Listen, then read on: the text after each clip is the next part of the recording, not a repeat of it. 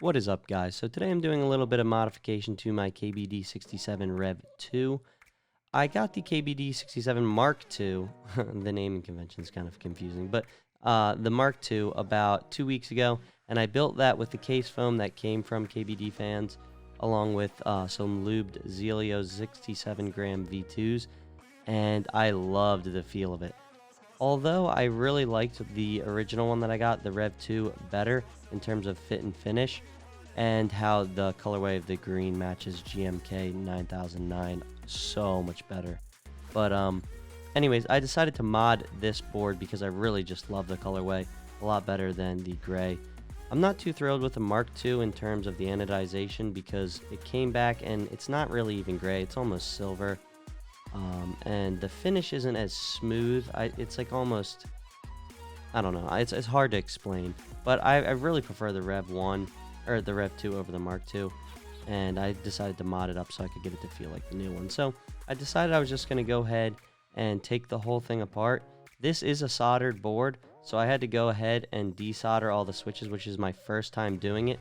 It went pretty smooth, but I did have some minor issues with my solder sucker. I bought a really cheap one at first, and I snapped the plunger off trying to get some stuck solder out of it.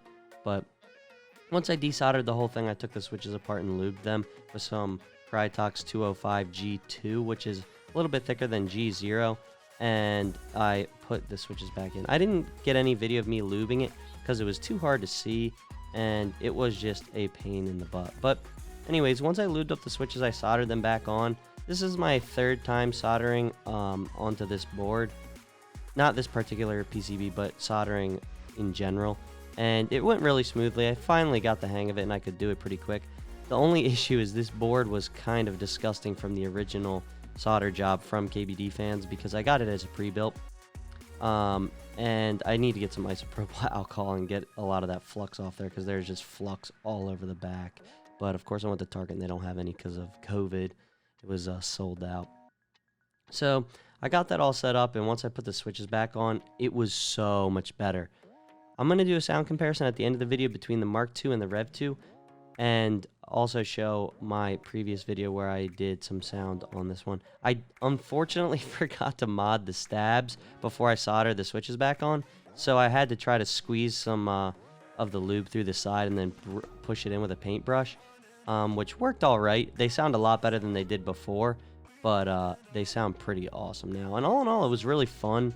Kind of desoldering this stuff. I was really wanting to build the first one of my soldered boards because my Mark II was hot swap. So this was a new experience for me and I really enjoyed it. But anyways, here is the sound test, guys.